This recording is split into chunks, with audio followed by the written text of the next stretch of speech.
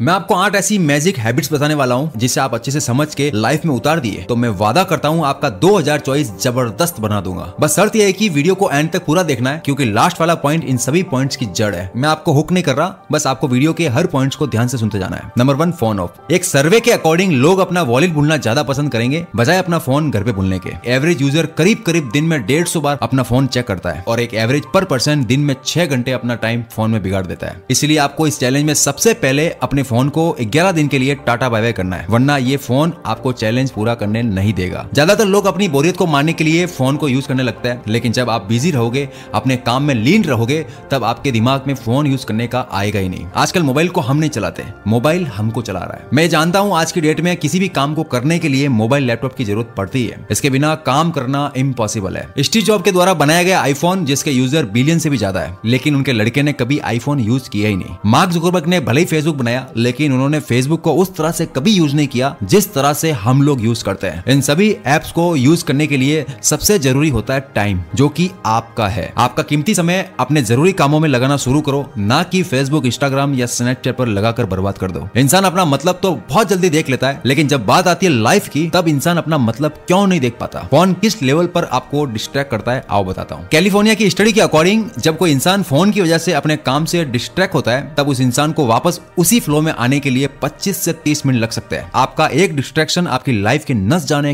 कितने 25 मिनट बर्बाद कर सकता है। अब आप सभी लोग समझ गए होंगे कि मैं सबसे पहले इस चैलेंज में फोन को साइड करने का क्यों कह रहा हूं। Number 2, sleeping zone. हमारी लाख कोशिशों के बाद भी हमारा जो स्लीपिंग टाइम है उसे हम सुधार ही नहीं पाते। सबसे पहले, अगर आपकी नींद पूरी नहीं होगी तो आप किसी भी काम में फोकस नहीं रह सकते। एक एवरेज हर इंसान को 8 घंटे तो सोना ही चाहिए। आप अपनी बॉडी से बहुत सी चीजों की उम्मीद तो रख लेते हो, लेकिन आपकी बॉडी को जिन चीजों की रिक्वायरमेंट होती है उसे आप पूरा ही नहीं करते। ज्यादा सोना और कम सोना भी, ये दोनों ही बहुत ज्यादा बॉडी के लिए खराब होता है। हम जब भी सोते हैं तब हमारा ब्रेन हर 90 मिनट में स्लीप के 3 हिस्सों में घूमता है। पहला है डीप स्लीप, दूसरा है लाइट स्लीप, तीसरा है रेम स्लीप। डीप स्लीप ही आपके पूरे दिन की इंफॉर्मेशन को हिप्पोकैम्पस में स्टोर करता है।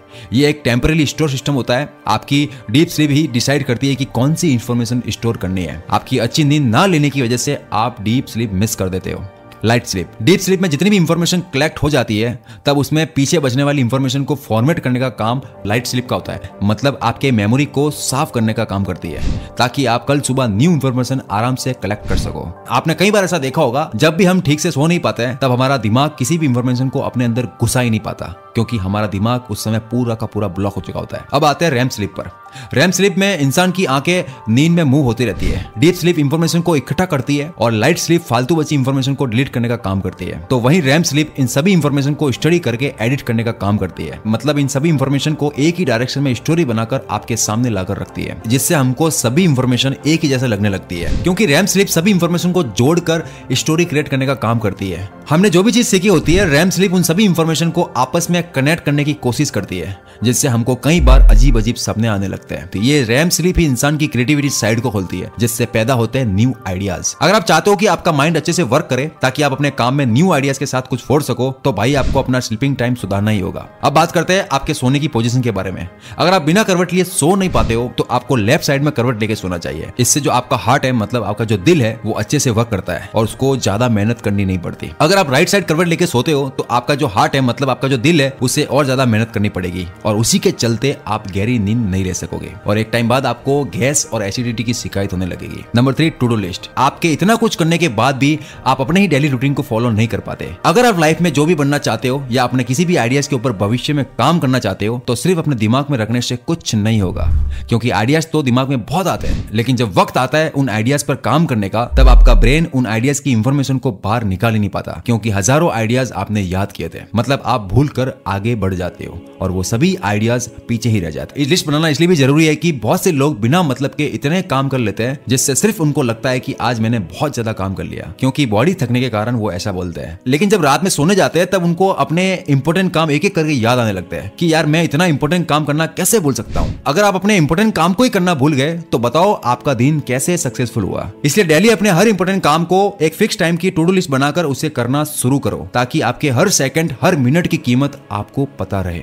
Number 4, meditation. मेडिटेशन के बारे में जानते तो सब है, लेकिन उसे कुछ ही लोग कर पाते हैं। मेडिटेशन से आप अपनी लाइफ को पूरी तरह से बदल सकते हो। सबकॉन्शियस माइंड की पावर को पाने के लिए मेडिटेशन ही वो ताकत है जिससे आप पा सकते हो। मेडिटेशन से आपके कॉन्शियस और सबकॉन्शियस माइंड के बीच का जो कनेक्शन होता है उसे आप और ज्यादा मजबूत बना सकते हो, जिससे आप किसी भी थॉट्स को रियलिटी में और अच्छे से मैनिफेस्ट कर सकते हो। 2015 में हुई हार्वर्ड यूनिवर्सिटी की रिसर्च ये बताती है कि आपके डेली सिर्फ 15 से 20 मिनट मेडिटेशन करने से आपकी बॉडी के चारों ओर एक सुरक्षा कवर तैयार हो जाता है, जिससे आपको बहुत सी बीमारियों से बचने में मदद करती है। यूनिवर्सिटी ऑफ कैलिफोर्निया के प्रोफेसर ने अपने ही स्टूडेंट को 2 ग्रुप में बांटकर रिसर्च करके ये बताया कि जिन लोगों की डाइट अच्छी होने के बाद भी वे दूसरे ग्रुप से ज्यादा पीछे थे, क्योंकि दूसरे ग्रुप का खान पान अच्छा होने के साथ साथ वे सभी लोग मेडिटेशन किया करते थे। करीब 30 दिन के बाद दोनों ग्रुप के लोगों की ब्रेन पावर को टेस्ट करने से यह पता चला कि जो लोग मेडिटेशन किया करते थे उससे उनकी ब्रेन की पावर और एनर्जी लेवल दूसरे ग्रुप से 20% ज्यादा थी। कई लोगों ने मेडिटेशन करने के अलग अलग तरीके बनाकर उसे इतना हार्ड कर दिया है जिससे बहुत से लोग मेडिटेशन कर ही नहीं पाते।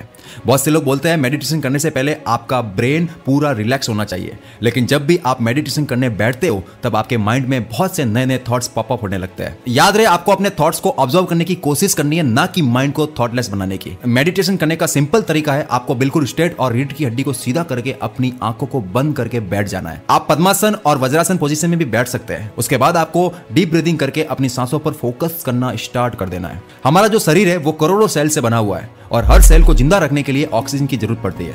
अपनी सांसों को अंदर खींचते समय आप ये महसूस करो कि आपके अंदर एक अलग ही पॉजिटिव एनर्जी जा रही है, और अपनी सांसों को छोड़ते वक्त ये महसूस करो कि आप अपने अंदर के सभी नेगेटिव थॉट्स को आप बाहर फेंक रहे हो, किसी सामान की तरह जो आपका कभी था ही नहीं। इससे डिप्रेशन, तनाव, एंजाइटी, मन में मची उथल पुथल को मेडिटेशन ऐसे गायब कर देगा जैसे कोई था ही नहीं। सिर्फ 8 हफ्तों के बाद आपका फोकस पावर और आपका कॉन्फिडेंस लेवल बहुत ज्यादा इंक्रीज हो चुका होगा। हर सक्सेसफुल इंसान में एक चीज तो कॉमन होती ही है और वो है उनका बुक्स रीडिंग करना। बहुत से सक्सेसफुल इंसान अपनी सक्सेस का सबसे बड़ा राज अगर बताते हैं तो वो है उनका बुक्स रीड करना, क्योंकि जो इंसान राइटिंग करता है यानी जो बुक्स लिखता है तब वो अपना कई सालों का good and bad experience share करता है। हर वो चीज जो उसने सीखने में सालों लगा दिए थे उसे वो बुक्स में लिख कर आपके सामने लाकर रखता है, यानी अपने आप को निचोड़ कर बुक्स में उतार देता है। जैसे द 48 लॉज ऑफ पावर और थिंक एंड ग्रो रिच, जिसे लिखने में ही ऑथर ने 25 साल लगा दिए थे। सोचो 25 साल का एक्सपीरियंस हर पॉइंट को बारीकी से बुक्स में ही समझा दिया और आप उसे सिर्फ कुछ ही घंटों में अपने अंदर उतार सकते हो।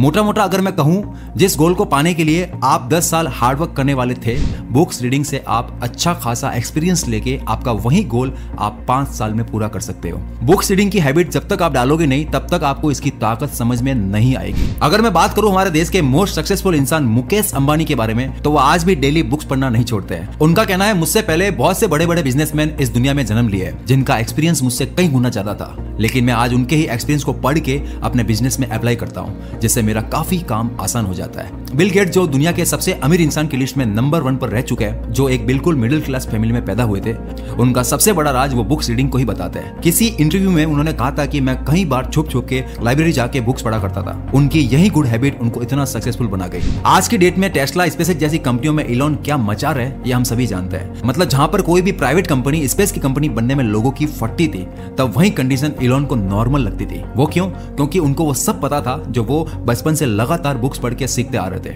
हाँ, थोड़ी मुश्किल हुई थी, लेकिन इतना डरा नहीं करते थे। अपने इसी टैलेंट के दम पर इलॉन रिस्क लेने में कभी डरा नहीं करते हैं। अगर आपको बुक्स पढ़ने में नींद आती है तो अपने दिमाग से ये निकाल दो कि मुझे पूरी बुक्स या इतने चैप्टर पढ़ने हैं। अपने दिमाग को टारगेट मत दो। आपका दिमाग टारगेट देखकर घबरा जाता है। आपको ये हैबिट कम से कम पेजेस से स्टार्ट करनी होगी। जैसे मान लो आपने आज सिर्फ 1 पेज पढ़ने का मूड बनाया, कल 2 पेजेस, परसों 5 पेजेस, ऐसे ही आदत बनाकर अपने पेजेस बढ़ाते जाओ। आप दिन की आधी बुक्स निपटाने लग जाओगे, आपको पता भी नहीं चलेगा, क्योंकि हैबिट बनने में टाइम लगता है और जब बन जाएगी तब उसमें आपको मजा आने लगेगा। इसलिए बुक्स रीडिंग की आदत आपको सबसे पहले डालनी ही होगी। यही आपको अंधेरों में किसी रोशनी की तरह काम आएगी। Number 6, communication skills. इंसान एक ऐसा जीव है जो बोलता है और बोलने से, बात करने से ही दुनिया चल रही है। सोचो इस पूरी दुनिया में सिर्फ एक दिन के लिए लोग अपनी लैंग्वेज भूल जाए, बात करनी भूल जाए। उनके दिमाग में नॉलेज है, एक्सपीरियंस है, लेकिन उनको बात करनी नहीं आती, क्योंकि उनको एक भी शब्द नहीं पता।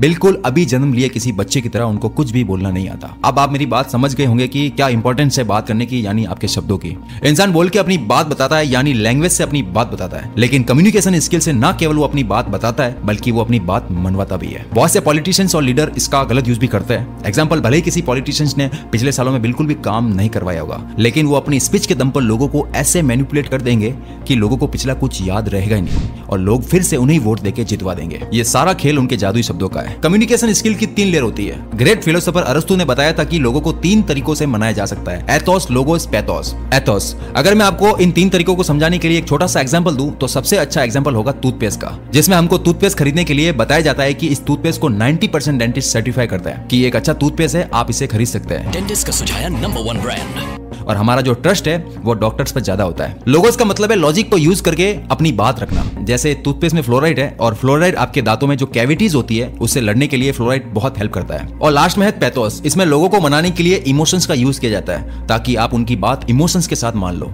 जैसे टूथपेस्ट में देश का नमक है, देश वर्ड को यूज करके इमोशंस क्रिएट किया जाता है। मैंने ये सिर्फ समझाने के लिए बोला है ताकि आप समझ सको कि कम्युनिकेशन स्किल किस हद तक हम पर यूज हो सकती है। आज जो एप्पल कंपनी इतनी बड़ी बनी है उसमें स्टीव जॉब के कम्युनिकेशन स्किल का बहुत बड़ा रोल है, क्योंकि जब भी एप्पल का कोई प्रोडक्ट लॉन्च होता तब स्टीव जॉब स्टेज पर ऐसे परफॉर्म करते हैं कि लोग हिल जाते हैं उनकी स्पीच सुनकर, और अपनी इन्हीं स्किल के दम पर लोगों को मजबूर कर देते थे कि आखिर उन्हें ये प्रोडक्ट क्यों खरीदना चाहिए। एक एक पॉइंट्स को बारीकी से एक्सप्लेन करके बताते थे कि कौन सी टेक्नोलॉजी आपके कहां काम आ सकती है। अब बात करते हैं कम्युनिकेशन स्किल डेवलप कैसे करें। कम्युनिकेशन स्किल प्रैक्टिस से ही डेवलप होगी। आपको ज्यादा से ज्यादा लोगों से बात करनी चाहिए। हाँ, कहीं ना कहीं आपकी इंसल्ट हो सकती है, लोग आपका मजाक बना सकते हैं, लेकिन कोई बात नहीं, आपकी स्किल भी तो डेवलप हो रही है, बस वो दिमाग में रखो। बहुत से मोटिवेशनल स्पीकर स्टेज पर परफॉर्म करने के लिए शुरू में नर्वस हुआ करते थे, लेकिन उनकी लगातार की गई प्रैक्टिस से उनका ये डर ही खत्म हो गया। अगर ये नहीं कर सकते तो सबसे अच्छा है अपने फोन में कैमरा ऑन करके डेली किसी ना किसी टॉपिक पर खुद से बात करके उसे रिकॉर्ड करना शुरू करो। देखना कुछ ही महीनों बाद यही प्रैक्टिस से आपकी कम्युनिकेशन स्किल जबरदस्त डेवलप हो जाएगी। वैसे मैंने चालाकी से बात करने पर अलग से पूरी वीडियो बना रखी है जिसे अब तक 3 लाख लोग देख चुके हैं, और चैनल की सबसे ज्यादा पसंद की जाने वाली वीडियो है जो आपको स्क्रीन पर दिख रही होगी, इस पर क्लिक करके आप देख सकते हो। Number 7, challenge. देखो, चैलेंज एक ऐसी चीज है जो हमारे दिमाग को सीधा ट्रिगर करती है। हमेशा चैलेंज लेकर काम को करने की आप एक आदत बना लो। आपका कैसा भी काम हो या कैसा भी प्रोजेक्ट हो, वो सभी डेज के साथ चैलेंज लो और फिर उसे करना शुरू करो। चैलेंज आप अपने अकॉर्डिंग कितने भी दिनों का ले सकते हो, 7 डेज, 11 डेज, 21 डेज। चैलेंज के साथ काम करने का जो मजा है वो कहीं और है ही नहीं, क्योंकि आपका पूरा का पूरा फोकस सिर्फ उस चैलेंज पर बना रहता है। जोश में आके डेली 7 से 8 घंटे काम करने का आपको चैलेंज नहीं लेना है। याद रखना, जोश जल्दी फुर हो जाता है और आपका चैलेंज वहीं ढह जाएगा। सबसे पहले आप ये देखो कि आपका फालतू टाइम कहां वेस्ट हो रहा है और वहीं टाइम को अपने काम में कन्वर्ट कर दो। भले ही छोटा चैलेंज लो, 5 दिन का चलेगा, लेकिन एक बार करके जरूर देखना। अगर मजा आ जाए तो चैलेंज पूरा करने के बाद कमेंट्स में अपनी फीलिंग्स शेयर करने जरूर लौटना। अब ये तो बात हुई उनके लिए जो अपनी लाइफ में वाकई में कुछ करना चाहते हैं, लेकिन जिनको कुछ करना ही नहीं है उनके आगे ना तो मोटिवेशन अड़ता है और ना कोई चैलेंज। ऐसे लोगों की आंखें सिर्फ वक्त ही खोलता है। Number 8, discipline. दुनिया में सिर्फ 5% लोग ही अपने बनाए गए गोल को पूरा कर पाते हैं। सोचो, अगर आप डिसिप्लिन के साथ काम करके अपने गोल को पा लोगे तब आप बाकी भीड़ से कितने अलग दिखोगे। सोचो, आपका आज किसी काम में डिसिप्लिन रहना आपके आने वाले कल को कितना बदल सकता है। हर चीज, हर काम को करने के लिए आपका डिसिप्लिन रहना बहुत जरूरी है। अगर नहीं रहोगे तो मैंने ये जितने भी पॉइंट्स बताए हैं ये सब बेकार हो सकते हैं, क्योंकि डिसिप्लिन ही इंसान को मास्टरपीस बनाती है। बेसिक मोटिवेशन आपको राह दिखा सकती है, लेकिन डिसिप्लिन आपको उस राह पर लगातार चलना सिखाती है। मैंने डिसिप्लिन के ऊपर भी एक डीप वीडियो बनाई है, मैं उसका भी लिंक डिस्क्रिप्शन में दे दूंगा, आप उसे भी जाकर देख सकते हो। आपका सिर्फ एक लाइक और कमेंट से मैं कितना मोटिवेट होता हूँ ये बात मैं शब्दों में बयान नहीं कर सकता। अगर इस वीडियो ने आपकी लाइफ में थोड़ी सी भी वैल्यू ऐड की है तो कमेंट्स करके जरूर बताना। अगर कुछ बोलने के लिए नहीं है तो सिर्फ अपनी लाइफ का कोई एक गोल लिख देना। आपके कमेंट्स मुझे बेस्ट वीडियो बनाने में हेल्प करते हैं। चलता हूं, अब तक के लिए बस इतना ही। मैं आपका भाई अकील आपकी उलझी हुई जिंदगी को सुलझाता रहूंगा।